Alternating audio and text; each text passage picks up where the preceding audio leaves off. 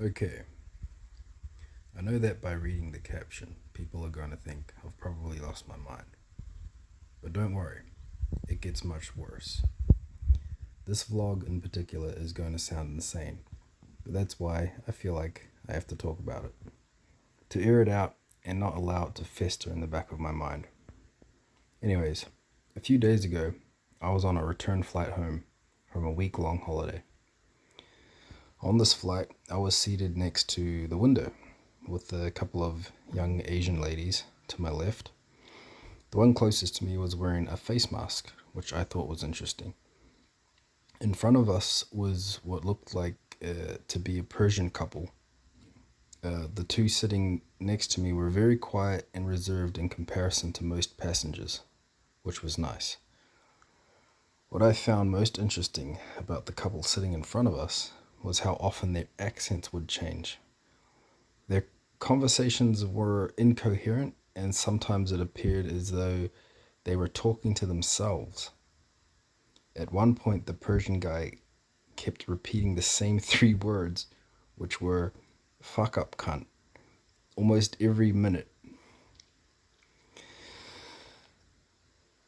Now, this is going to sound even more crazy, but it got to a point where it was as if the couple in front of us were saying exactly what I was thinking out loud as I was thinking it. So I started to think about peaceful thoughts, and sure enough, how they were speaking changed. I thought that if they could actually read people's mind, then they should speak the good thoughts and silence the hateful ones before speaking. That way you keep circumstances from escalating into violent situations. While all this madness was taking place, the flight attendants were serving fried rice and chicken pasta. I went with the chicken pasta. 5 minutes in, after sipping my water and eating my food, I began to feel some kind of sensation. Now, in my 30 years of living, I have not been exposed to much substances, but this feeling was ecstatic, which leads me to the caption of this video.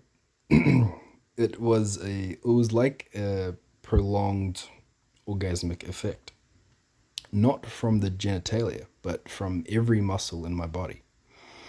Whenever I stretched my legs, arms, or back muscles, it was like an involuntary orgasm every time. Bear in mind, this was an 11-hour flight. I don't know what else to say other than this was one of the most bizarre and sensational and weirdest experiences of my life, and I'm going to end the video here.